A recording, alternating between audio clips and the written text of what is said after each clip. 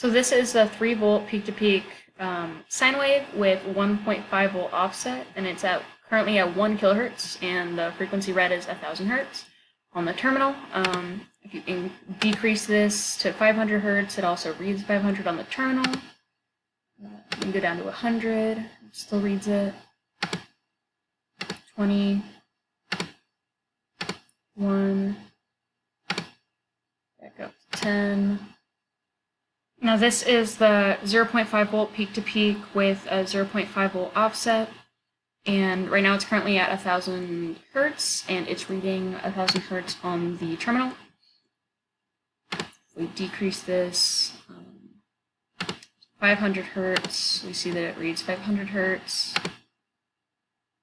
200, 100,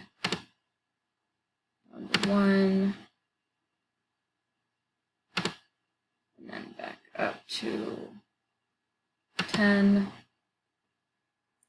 And finally, this is the 1 volt peak-to-peak wave, sine wave with 2.5 volt DC offset.